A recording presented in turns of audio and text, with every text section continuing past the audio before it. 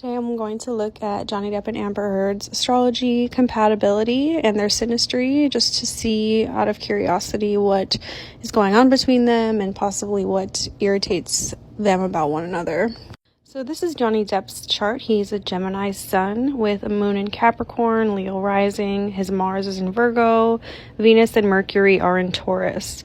So right off the bat, I would look at his Venus and Mercury conjunction. That shows that he's a very thoughtful and, more slow to speak kind of a person. He values thought out communication, and he does appreciate communication because he is that Gemini. Now, this is Amber's chart, and the first thing I noticed is that she is a sun and Venus in Taurus, so they share that Venus placement, but her Mercury is in Aries.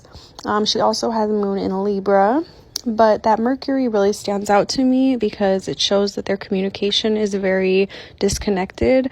She might be someone who speaks more quick to communicate, impulsively says what she's thinking, where he's a lot more slow, thoughtful, even stubborn in his ideas and his thought process, and they can really irritate and bother each other, and that can cause a lot of fighting.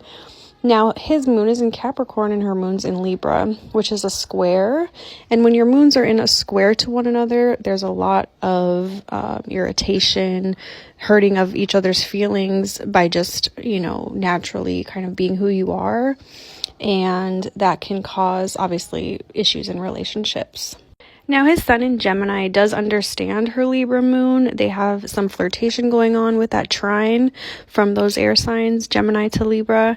And that's a good thing for relationships, but it doesn't really show any long-term connection there. Looking at Johnny Depp's chart again, his Mars is in Virgo, and her Mars was in Capricorn, if you remember.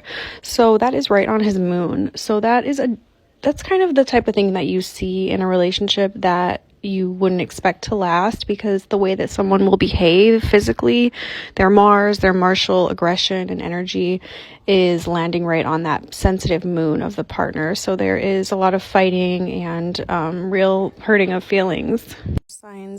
So their Mars signs are in a trine. His is in Virgo, hers is in Capricorn. So that's a good thing for physical compatibility, of course, sexual chemistry and initial connection physically. So that's something that I think probably lasted the longest between them, is that physical connection. I think their mental connection, communication suffered, and they started to hurt each other's feelings emotionally as well in this relationship.